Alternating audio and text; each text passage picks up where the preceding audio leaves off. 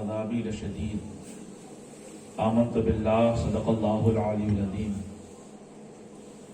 آئیے سب سے پہلے اپنی اور ساری کائنات کے مرکز عقیدت رب العالمین کا خلیفہ اعظم، خالق کائنات کا نائب اکبر، خزائن السماوات والارض کا مالک، نعم ہائے الہیہ کا قاسم، ملکوت و ملک کا تاجدار، بحر و بر کا مختار، دعائے خلیل، بشارت مسیح، نور دید آمنہ، جگر گوشے عبداللہ، جناب محمد رسول اللہ صلی اللہ تعالی علیہ وآلہ وسلم کی بارگاہ پر عظمت میں انتہائی ادب و احترام اور غایت عشق و عقیدت کے ساتھ ہدیہ درود و سلام پیش فرمائیں۔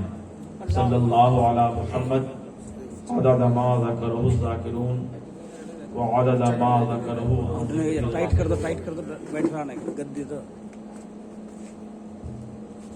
گدی ہے وہ لوز ہو رہا ہے۔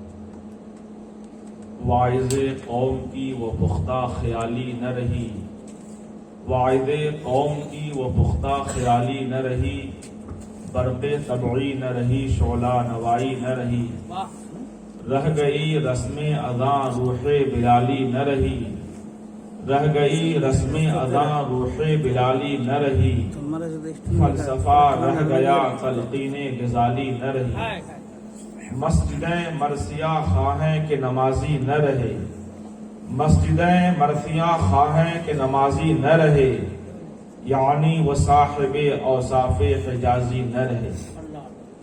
حضرات، مجھ سے پیشتر آپ حضرات نے مناظر اعظم ہندوستان، فقیہ النفس، استاذ الاساتذہ حضرت علامہ مفتی مفیع الرحمان صاحب مستر داماد ظلکم علینا سے نہایت ہی تفصیلی جامع خطاب سماعت کیا، اور ان کے بعد آپ نے شاعر اہل سنت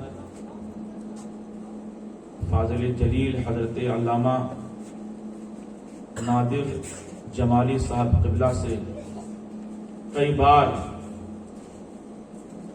ندرت بھرا لب و لہجے میں اشعار سنے۔ اللہ تبارک و تعالی کی بارگاہ میں دعا ہے کہ ان دو نفوس قدسیہ سمیت آپ تمام حضرات کی عمر و اقبال میں بے پناہ برکتیں نصیب فرمائے۔ اسٹیج پر اس وقت شعراء، ادباء، علماء، فضلاء، مشائخ اور سادات کا ایک عظیم دستہ موجود ہے۔ الحمدللہ ان سب کی تشریف آوری اور حاضری ہم سبوں کے لیے باعث فخر و سعادت ہے۔ ان تمام موجودین میں دو شخصیت یعنی فاضل جلیل استاذ عظیم حضرت علامہ فہیم قادری مصباحی زدہ مجدہ اور سید السادات منبع البرکات پیر طریقت رہبر شریعت حضرت علامہ سید شاہ اظہر علی قبلہ زدہ مجدہم قابل ذکر ہیں۔ ان دونوں کی موجودگی اور حاضری یقیناً ہم سبوں کی سوئی ہوئی قسمت کو جگانے والی ہے۔ حضرت سید صاحب قبلہ داماد ظلکم علینا ماشاء اللہ سید بھی ہیں، عالم دین بھی ہیں، اور ایک بہت بڑے ادارے کے مخلص اور موقر ناظم اعلیٰ اور محتمم اعلیٰ ہیں۔ شریعت میں سید کی تعظیم تکریم واجب ہے، یہاں تک شریعت کا مسئلہ ہے کہ سید سے جب تک کفر سرزد نہ ہو تب تک اس کی تعظیم فرض ہے، اور عالم دین کی فضیلت اور عظمت تو آپ حضرات بخوبی جانتے ہیں۔ حضرت ممدوح گرامی بیک وقت سید بھی ہیں اور عالم دین بھی ہیں، اور اس پر مستضاد یہ کہ آپ ایک مؤقر ادارے کے جلیل ناظم اعلیٰ اور مؤقر محتمم ہیں۔ سبحان اللہ سبحان اللہ۔ اللہ رب العزت نے آپ کو سیادت کی خوبی سے مالا مال فرمایا، تو آپ نے اس ذاتی خوبی پر قناعت نہیں فرمایا، بلکہ اپنی محنت اور اپنی کوشش سے گوناگو اوصاف اور کمالات حاصل کیے۔ سبحان اللہ۔ یہ وجہ ہے کہ آپ بیک وقت علم و فضل، زہد و تقوی، صبر و قناعت، استغناء اور بے نیازی، درویشی اور فقیری کے جامع ہیں۔ اللہ رب العزت کو انہی ذاتی اور کسبی خوبیوں کی بنیاد پر یہ شخصیت اتنی بھا گئی کہ اللہ رب العزت نے ان کو وہ مقبولیت اور وہ مرجعیت عطا فرمائی کہ آج آپ کہیں بھی چلے جائیں، مرید کسی کا بھی ہوتا ہے، طالب کسی کا بھی ہوتا ہے، مگر اس مرید کے دل میں، اس معتقد طالب کے دل میں حضرت کی عظمت و رفعت کا سکہ موجود ہوتا ہے۔ یہ اللہ تبارک و تعالیٰ کا ان پر بے پناہ فضل ہے، بے پناہ کرم ہے کہ آدمی کسی بھی سلسلے سے وابستہ ہوتا ہے مگر ان کا معتقد ہوتا ہے، ان کی غلامی کو اپنے لیے باعث مغفرت اور سبب نجات سمجھتا ہے۔ اور کیوں نہ ہو، یہ آل اصول ہیں، ان کی غلامی ہی ہماری زندگی بھر کی گناہوں کی بخشش کا ذریعہ اور نجات کا سامان ہے۔ ان کے تعارف کے لیے میں کیا کہہ سکتا ہوں؟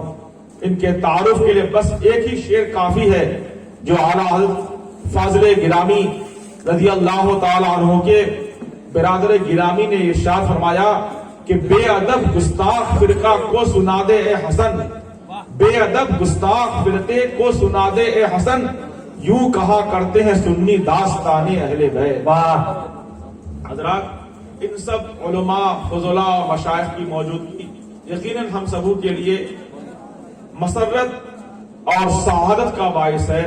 اللہ تبارک و تعالیٰ کی بارگاہ میں دعا ہے کہ ہم سبوں کو ان بزرگوں کے سائے میں زندگی گزارنے کی توفیق رفیق مرحمت فرمائے۔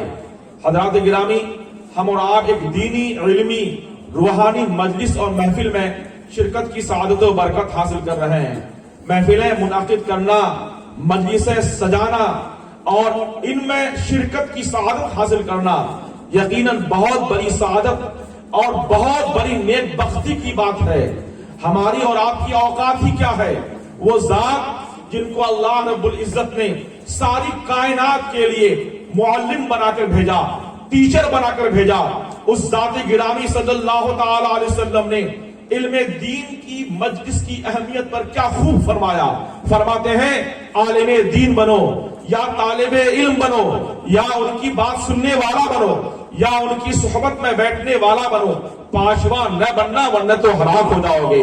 آقا علیہ السلام جن کو اللہ رب العزت نے ساری کائنات کے لیے معلم بنا کر بھیجا، آپ صلی اللہ تعالی علیہ وسلم نے صرف علم دین کی اہمیت پر اور علم دین کی مجلس کی اہمیت پر صرف ارشادات اور تعلیمات ہی بیان نہیں کیے، بلکہ اپنے طرز عمل سے بھی علم دین کی مجلسوں کی اہمیت کو دوبارہ فرمایا۔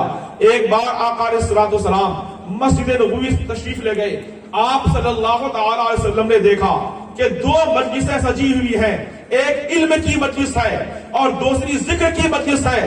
ارشاد فرمایا کہ دونوں مجلسیں اپنی اپنی جگہ پر بہتر ہیں، اور فرمایا کہ ان میں بہتر مجلس علم کی مجلس ہے، اور پھر علم کی مجلس میں آپ تشریف لے گئے۔ اس لیے جہاں بھی علمی مجلسیں منعقد ہوں، جہاں بھی دینی مجلسیں سجائی جائیں، اپنی ساری ضرورتوں کو چھوڑ کر، اپنے سارے کاموں کو چھوڑ کر ایسی دینی اور علمی مجلسوں میں شرکت کی سعادت حاصل کیجئے۔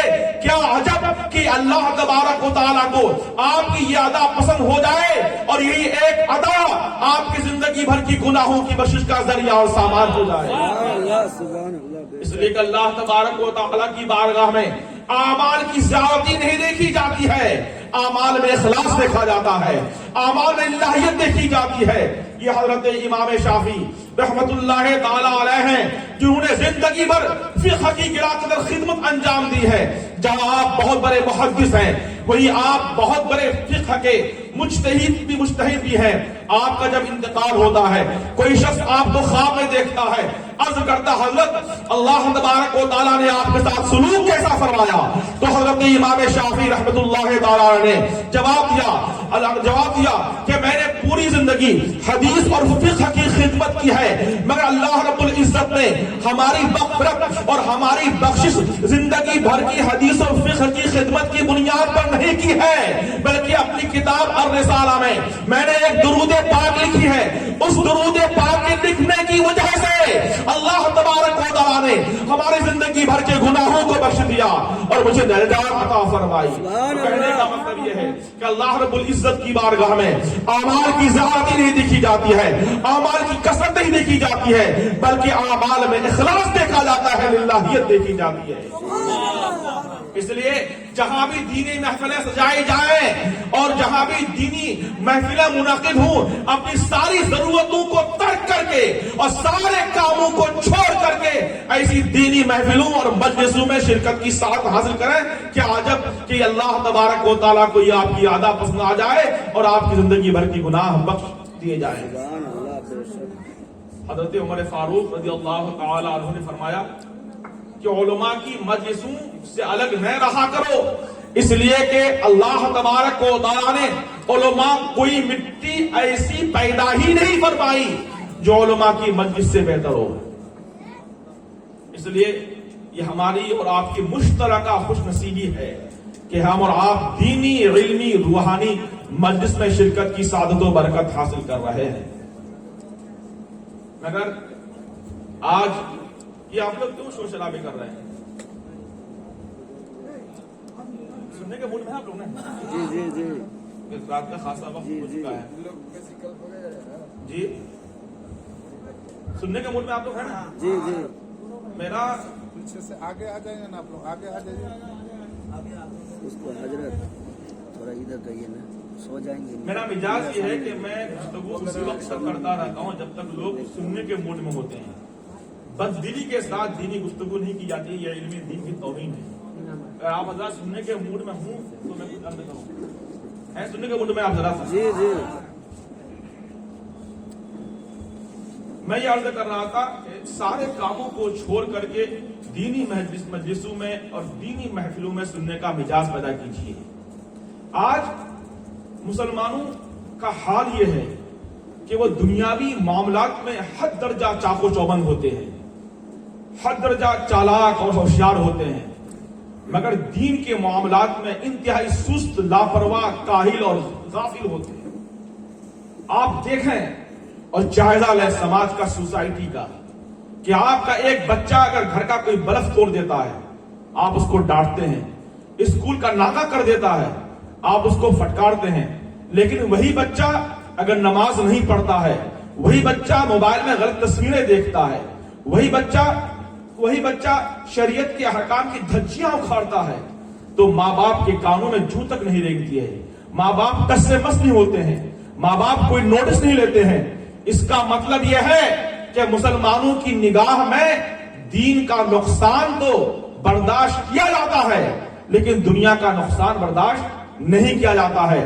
اسی سرزمین میں، اسی دنیا میں ایک دور ایسا بھی گزرا ہے کہ جس دور میں دین کا نقصان کسی بھی حال میں برداشت نہیں کیا جاتا تھا، دنیا کا نقصان ہر حال میں برداشت کر لیا جاتا تھا۔ یہ حضرت یوسف علیہ السلام ہے۔ جب آپ کو کچھ لوگوں نے جیل کی سلاخوں میں ڈالنے کی ناپاک کوشش کی تو حضرت یوسف علیہ السلام نے کیا ارشاد فرمایا؟ قرآن نے آپ کے قول کو نقل فرمایا. آپ نے ارشاد فرمایا رب السجن احب الی مما یدعوننی الیہ، اے میرے رب مجھے جیل خانہ زیادہ پسند ہے اس چیز سے جس کی طرف یہ لوگ ہمیں بلا رہے ہیں. اللہ اکبر. حضرت یوسف علیہ السلام نے جیل کی سلاخوں کو برداشت کر کے دنیا کا نقصان تو برداشت کر لیا، مگر جھوٹ بول کر کے دین کا نقصان برداشت کرنا گوارا نہیں کیا. دور کیوں جائیں؟ حضور غوث پاک رضی اللہ تعالیٰ عنہ جب علم دین حاصل کرنے کی غرض سے روانہ ہو رہے تھے، والدہ محترمہ نے ارشاد فرمایا کہ بیٹا تم کبھی جھوٹ مت بولنا. حضور غوث پاک قافلہ کے ساتھ علم دین حاصل کرنے کی غرض سے بغداد کی سرزمین طرف چلے جا رہے ہیں. ابھی کچھ دور ہی پہنچے ہیں کہ ڈاکوں کا ایک قافلہ نمودار ہوتا ہے. وہ ڈاکوں کا قافلہ قافلے والوں سے کے اسباب اور سامان کو لوٹ لیتا ہے. ایک ڈاکو حضور غوث پاک کی خدمت میں آتا ہے اور کہتا ہے صاحب زادے تمہارے پاس بھی کچھ ہے؟ تو آپ نے ارشاد فرمایا ہاں ہمارے بغل میں 40 دینار موجود ہیں. معلوم یہ ہوا سرکار غوث پاک نے دین کے نقصان کو کسی بھی حال میں برداشت کرنا گوارا نہیں کیا، دنیا کے نقصان کو برداشت کرنا گوارا کیا. یہی وجہ ہے نتیجہ کیا نکلا، رزلٹ کیا نکلا کہ اس سچ کی برکت سے حضرت یوسف علیہ السلام تو مصر کے بادشاہ بن گئے اور سچ کی برکت سے حضور غوث پاک ولیوں کے سردار بن گئے اور اتنے بڑے سردار بن گئے کہ اعلیٰ حضرت فرماتے ہیں کہ سارے افتاب جہاں کرتے ہیں کعبے کا طواف کعبہ کرتا ہے طواف درے والا تیرا. یعنی دنیا کے سارے افتاب سارے ابدال جس کعبے کا طواف کرتے ہیں غوث اعظم آپ کا مقام اتنا بلند و بالا ہے کہ کعبہ آپ کا طواف کرتا ہے. سارے لوگ تو کعبے کے دیوانے ہیں، کعبے کے مت والے ہیں، کعبہ آپ کا دیوانہ ہے. نعرہ تکبیر، نعرہ رسالت، فیضان غوث اعظم. ماشاءاللہ ماشاءاللہ. سارے افتاب جہاں کرتے ہیں کعبے کا طواف، کعبہ کرتا ہے طواف درے والا تیرا. اور پروانے ہیں جو ہوتے ہیں کعبے پہ نثار، شمع تو ہے کہ پروانہ ہے کعبہ تیرا. ارے دنیا کے پیرانے کرام تو ایسے ہوتے ہیں کہ وہ صرف انسانوں کے پیر ہوتے ہیں. سرکار غوث پاک کو اللہ رب العزت نے وہ مقام و کمال بخشا ہے کہ آپ انسانوں کے بھی پیر ہیں، جناتوں کے پیر ہیں اور فرشتوں کے بھی پیر ہیں.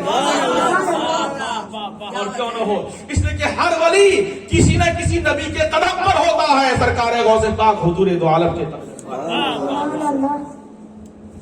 تو میں یہ عرض کر رہا تھا کہ پہلے کے لوگوں میں دین کی وقات تھی، دین کی قدر تھی، اسی لیے وہ کسی بھی حال میں شریعت سے ذرہ برابر بھی انحراف کرنا پسند نہیں کرتے تھے. یہ حضرت حاتم اعصم رحمت اللہ تعالی علیہ ہیں. ایک بار آپ مسجد گئے اور آپ کی نماز جماعت آپ کی چھوٹ گئی، گھر آپ واپس آئے. حضرات میں اصلاحی گفتگو کرنے کی کوشش کرتا ہوں اور یہ اس مقصد سے کرتا ہوں، تقریر کا مقصد ہمارا صرف داد و تحسین حاصل کرنا نہیں ہے، بلکہ یہ ہے کہ آپ ہماری گفتگو سن کر کہ آپ اپنی زندگی میں تبدیلی لے کے آئیں اور یہ گفتگو ہماری گناہوں کی بخشش کا ذریعہ اور سامان ہو جائے. نہ تو مجھے نذرانے ایٹنا ہے اور نہ مجھے داد و تحسین حاصل کرنے ہیں. تقریر میں الحمدللہ بطور فریضہ کرتا ہوں، بطور پیشہ نہیں کرتا ہوں. اس لیے آپ حضرات ہماری گفتگو کو نشاط کے ساتھ سننے کی کوشش فرمائیں، انشاءاللہ ضرور آپ کو فائدہ ملے گا. اور آپ اگر نے اس کو ذہن نشی کر لیا تو انشاءاللہ بہت یہ گفتگو کارآمد ثابت ہو سکتی ہے. میں یہ عرض کر رہا تھا کہ حضرت حاتم اعصم رحمت اللہ تعالی مسجد تشریف لے گئے، آپ کی جماعت چھوٹ گئی، آپ واپس گھر تشریف لے کے آئے اور 3 دن تک آپ نے اپنے سر کو گھٹنوں میں رکھ کر کے رونا شروع کر دیا. ان 3 دنوں میں جماعت کے وقت میں آپ مسجد جاتے اور جماعت کے ساتھ نماز پڑھنے کے بعد آپ گھر لوٹ آتے. 3 دن کے بعد آپ کے 2 مریدین نے آپس میں مشورہ کیا کہ حضرت کی بارگاہ میں حاضر ہونے کی کوشش کی جائے اور ان کی دلجوئی کی جائے. 2 مریدین آپ کے دروازے پہ آئے، دروازے میں دستک دی. اب اندر سے آواز آتی کون؟ عرض کیا کہ حضور کے خادم حاضر ہیں. दरवाजा खोल दिया जाता है, मुरीदीन आपकी खिदमत पहुंचते हैं और दिल जोई के कलिमात अर्ज करने लगते हैं। मगर हजरत हातिम असम रहमतुल्लाह ताला अलैह और रोने लगते हैं। मुरीदीन ने अर्ज किया, हुजूर हम तो आपकी दिल जोई के कलिमात अर्ज कर रहे हैं और मजीद आप रो रहे हैं। तो हजरत हातिम असम ने क्या खूब फरमाया, इरशाद फरमाया कि मैं इसलिए नहीं रो रहा हूं कि तुम आए हो, बल्कि मैं इसलिए रो रहा हूं कि अगर आज मेरा बेटा मरता तो पूरा शहर हमारी ताज़ियत के लिए आता, मगर आज हमारी नमाज जमात से छूट गई तो पूरा शहर हमारी ताज़ियत के नहीं बल्कि पूरे शहर में से सिर्फ तुम दो ही हमारी ताज़ियत के लिए आए। इसका मतलब यह है कि मुसलमानों की निगाह में दीन की कदर घट गई है। मुसलमानों की निगाह में बेटा के मरने का गम तो है, जमात छूटने का गम नहीं है। पहले के बुजुर्गों में दीन की इतनी बड़ी अहमियत थी, दीन की इतनी बड़ी वक़्त थी, दीन की इतनी बड़ी कदर थी। वो खलवत में होते थे, जलवत में होते थे, सफर में होते थे, हजर में होते थे, रज़्म में होते थे, बज़्म में होते थे, जहां भी होते थे शरीयत के अहकाम पर मुकम्मल तौर पर अमल करने की कोशिश किया करते थे। ये एक सहाबी हजरत हुज़ैफा बिन यमान रज़ियल्लाहु तआला अन्हु हैं, ईरान की सरजमीन तशरीफ लेके जाते हैं, दस्तरखान चुना जाता है, अनवा अक़साम के खाने दस्तरखान में रखे जाते हैं। अरे आज हमारा तो हाल ये हजरत, हमारा हाल ये है कि हम माहौल देख करके काम करने लगते हैं। अगर हम ऐसी जगह पहुंच गए जहां लोग खड़े खड़े खा रहे होते हैं तो हम भी उनकी देखा देखी में खड़े खड़े खा रहे होते हैं। अगर हम ऐसी जगह पहुंच गए जहां लोग खड़े खड़े पानी पी रहे होते हैं तो हम भी उनकी देखा देखी में खड़े खड़े पानी पी रहे होते हैं। मगर वो सहाबे किराम थे, वो बुजुर्गाने दीन थे कि खलवत में होते तो शरीयत पर अमल करते थे और हजारों के झुरमट में होते तो भी शरीयत पर अमल करते थे। ये हजरत हुज़ैफा बिन यमान रज़ियल्लाहु तआला अन्हु हैं, ईरान की सरजमीन में पहुंचते हैं, दस्तरखान चुना जाता है, अनवा अक़साम के खाने मौजूद होते हैं, मगर हजरत आपके हाथ से खाने का एक लुकमा गिर जाता है। शरीयत का कानून यह है कि खाते वक्त अगर लुकमा गिर जाए तो लुकमे को साफ करके उसको खा लिया जाए, ये शरीयत का मसला है। हजरत हुज़ैफा बिन यमान रज़ियल्लाहु तआला अन्हु उस लुकमे को साफ करके खाने लगते हैं। किसी साहब ने अर्ज किया कि हजरत ये मुल्क गैरू का है, दस्तरखान में रोसा और उमरा और अगनिया मौजूद हैं, आप इस अमल को देख करके लोग हंसेंगे, आप पर तानो तशनी के तीर कसेंगे, इसलिए आपका ये अमल किसी भी तरह से मौजू और मुनासिब नहीं है। अल्लाह अकबर। उस आशिक़े रसूल का जवाब सुनिए, इरशाद फरमाते हैं, आज रुको सुन्नत हबीबी लिहाउलाल हुमुका और कमा काल, क्या मैं इन बेवकूफों की वजह से अपने हुजूर की सुन्नत को छोड़ दूं? उससे ऐसा हद नहीं हो सकता, इसलिए कि ये दुनिया के बेवकूफ नाराज हो जाएंगे, चल जाएगा, मुस्तफा नाराज हो जाएंगे, दुनिया भी खराब हो जाएगी और आखिरत भी बर्बाद हो जाएगी। ये सहाबे किराम का शेवा था, ये बुजुर्गाने दीन का वसीला था कि कहीं भी होते थे, खलवत में होते थे तो भी और जलवत में होते तो भी शरीयत मुस्तफा के अहकाम पर मुकम्मल तौर पर अमल करने की कोशिश किया करते थे। एक सहाबी के अंगुली में हुजूर अक़दस सल्लल्लाहु अलैहि वसल्लम ने सोने की अंगूठी देखी। मर्द के लिए सोने की अंगूठी सिवाय बटन, सोने के बटन के मर्द सोने का इस्तेमाल नहीं कर सकता, नाजायज और हराम है, शरीयत का कानून है, शरीयत का मसला है। हुजूर अक़दस सल्लल्लाहु अलैहि वसल्लम ने एक सहाबी की उंगली में सोने की अंगूठी देखी और इरशाद फरमाया, उंगली पकड़ी और अंगूठी फेंक दी और फरमाया, क्या तुम आग का अंगारा पहनना पसंद करते हो? अंगूठी फेंक दी और हुजूर आगे बढ़ गए। किसी ने उस सहाबी से फरमाया कि अंगूठी उठा लो, बेच करके कोई सामान खरीद लेना। अल्लाह अकबर। मैं उस सहाबे रसूल का ईमान देखिए, इश्क देखिए, मिजाज देखिए, शेवा और वतिया देखिए। वो सहाबी रसूल अर्ज करते हैं, मुस्लिम शरीफ की हदीस है कि वक़त ला आखुज़ुहु अबदा वक़द तरहु रसूलुल्लाह सल्लल्लाहु अलैहि वसल्लम, कि बखुदा मैं उस अंगूठी को हरगिज़ नहीं उठा सकता हूँ जिसको मुस्तफा रहमत ने फेंक दिया हो। मालूम ये हुआ कि जो सहाबा का ये मिजाज था कि जिनको हुजूर पसंद नहीं फरमाते थे, सहाबा उस चीज को अपने पास रखना भी गवारा नहीं करते थे। मैं इस मुख्तसर गुफ्तगू के जरिए से आपको ये समझाने की कोशिश कर रहा हूँ कि हमारे बुजुर्गाने दीन की निगाह में दीन की कितनी बड़ी कदर थी, कितनी बड़ी वक़्त थी, कितनी बड़ी अहमियत थी। अफसोस कि आज हमने इस्लामी अहकामात को पसे पुष्ट डाल दिया है। हम माहौल देख करके काम करने लगते हैं, जैसा माहौल होता है उसी तरह हम काम करने की कोशिश कर रहे हैं। بدقسمتی کے ساتھ ہو یہ رہا ہے کہ جیسے جیسے ہم حضور اقدس صلی اللہ علیہ وسلم کے زمانے سے دور ہوتے جا رہے ہیں، ویسے ویسے دنیا کی محبت ہمارے دلوں میں اپنی جڑیں مضبوط کرتی جا رہی ہے، اور نوبت یہاں تک پہنچ چکی ہے کہ ماں باپ کو اپنے بچوں کی ماں باپ کو اپنے بچوں کے دین کے تعلق سے قطعاً کوئی فکر نہیں ہے۔ شوہر بیوی کے دین سے لاپرواہ ہے، بیوی شوہر کے دین سے لا تعلق ہے، جس کا منہ جدھر ہے وہ ادھر بھاگا جا رہا ہے۔ سماج کے اگر یہی ناصور رہے اور ان پر روک لگانے والوں نے اگر روک نہیں لگائے اور اپنی ذمہ داری نہیں نبھائی تو قیامت کے دن ایسے لوگوں کو اللہ کے حضور میں جواب دہ ہونا پڑے گا۔ حضور اقدس صلی اللہ علیہ وسلم نے ارشاد فرمایا، الا کلکم رائن وکلکم مسئول عن رعیتہ، سنو تم میں سے ہر شخص نگران ہے، ہر شخص نگہبان ہے، اور ہر شخص سے اس کے انڈر کے لوگوں کے بارے میں پوچھا جائے گا۔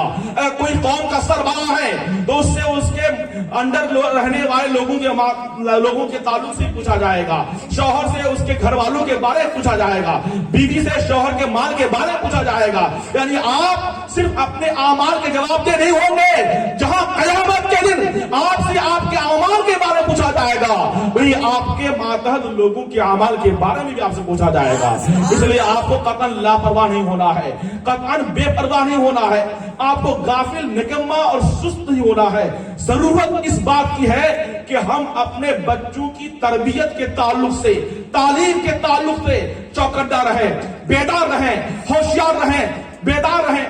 آج ہمارا اور آپ کا حال یہ ہے کہ ہم اور آپ اپنے بچوں کی تربیت کے تعلق سے قطعاً لاپرواہ ہوتے ہیں، ہمیں بے فکر ہوتے ہیں۔ اگر ہمیں فکر ہوتی ہے اپنے اولاد کے تعلق سے تو صرف اسی بات کی فکر ہوتی ہے کہ ہمارے بعد ہماری اولاد کیا کھائے گی، کیا پہنے گی، اور کس طرح زندگی گزارے گی، کس طرح شب و روز اس کے گزریں گے۔ یعنی ہر ماں باپ کو لگ بھگ اسی بات کی اپنے اولاد کے تعلق سے فکر ہوتی ہے کہ ہمارے بعد ہماری اولاد کا کیا ہوگا، وہ کیسے کھائے گی، وہ کیسے پہنے گی، وہ کیسے زندگی گزارے گی۔ جبکہ اصل فکر ہر ماں باپ کو اپنی اولاد کے تعلق سے اس بات کے حوالے سے ہونی چاہیے کہ ہمارے بعد ہمارے اولاد کا عقیدہ کیا ہوگا، ان کا نظریہ کیا ہوگا، ان کے وہ دیندار رہیں گی یا نہیں، وہ مسلک اعلیٰ حل پر چلنے والی رہیں گی یا نہیں۔ اصل فکر اسی بات کی ہونی چاہیے کہ ہمارے بعد ہماری اولاد دیندار رہے، پرہیزگار رہے، تقوی شعار رہے اور پرہیز دیندار رہے، مسلک اعلیٰ حل پر چلنے والی رہے، مدارات کو ماننے والے رہے، مراسم اہل سنت کا پابند رہے۔ یہی وہ طرز حیات ہے، یہی وہ دستور زندگی ہے جو ایک پیغمبر حضرت یعقوب علیہ السلام کی مبارک زندگی سے اور ان کی مبارک وصیت و نصیحت سے ملتا ہے کہ جب آپ کا آخری وقت ہوتا ہے آپ اپنے تمام بیٹوں کو بلاتے ہیں اور ارشاد فرماتے ہیں، اے میرے بیٹو یہ بتاؤ کہ میرے مرنے کے بعد تمہارا عقیدہ کیا ہوگا، تمہارا نظریہ کیا ہوگا۔ تو تمام بیٹوں نے برجستہ کیا تھا، ابا جان آپ کو قطعاً فکر کرنے کی ضرورت نہیں ہے، جس طرح آپ کے حیات ظاہری میں ہم آپ کے رب کی عبادت کرتے ہیں، آپ کے گزر جانے کے بعد ہم آپ کے رب کی عبادت کرتے رہے۔ سبحان اللہ۔ آج ہمارا حال یہ ہے کہ ہم اپنی اولاد کے تعلق سے حد درجہ لاپرواہ ہیں، ہمیں یہ معلوم ہی نہیں ہوتا کہ ہماری اولاد کی صحبت کن بچوں کے ساتھ ہے، ہماری اولاد موبائل کا استعمال کس طرح سے کر رہی ہے۔ ہر ماں باپ کو چوکنا اور بیدار رہنے کی ضرورت ہے۔ اگر آپ نے اس طرف توجہ نہیں دی تو آپ کی اولاد بگڑ جائے گی اور پھر اس کو سدھارنا اور لائن پہ لانا ایک بہت بڑا مسئلہ بن جائے گا۔ اور اس لیے ضرورت اس بات کی ہے کہ آپ اپنے اولاد کے تعلق سے فکر مند ہوں، بیدار ہوں، چوکنا ہوں اور چوکنا ہوں۔ لیکن آج ہمارا حال یہ ہے کہ ہم اپنی اولاد کے تعلق سے اسی بات کی فکر مند رہتے ہیں کہ ہمارے جیتے جی میں ہماری اولاد دولت مند ہو جائے، ہماری اولاد صاحب ثروت ہو جائے، ہماری اولاد مالدار ہو جائے۔ اور غالباً اسی وجہ سے کچھ لوگ اپنی اولاد کو عالم دین نہیں بناتے ہیں، کیونکہ عالم دین، علماء دین کی تنخواہیں بہت کم ہوتی ہیں۔ یہ سچ ہے کہ علماء دین کی تنخواہیں کم ہوتی ہیں، اہل مدارس کو، ذمہ داران مدارس کو اور اراکین مساجد کو اس طرف مکمل اور بھرپور توجہ ڈالنی چاہیے کہ تنخواہیں ان کو معقول دی جائیں اور تنخواہیں اور رعایات، مراعات اور سہولیات ان کو بھرپور دی جائیں۔ مگر کچھ لوگ اپنے بچوں کو صرف اسی سوچ کی وجہ سے اپنے بچوں کو عالم دین ہی بناتے ہیں کہ ہمارا بیٹا اگر عالم دین بنے گا تو اس کی ادھر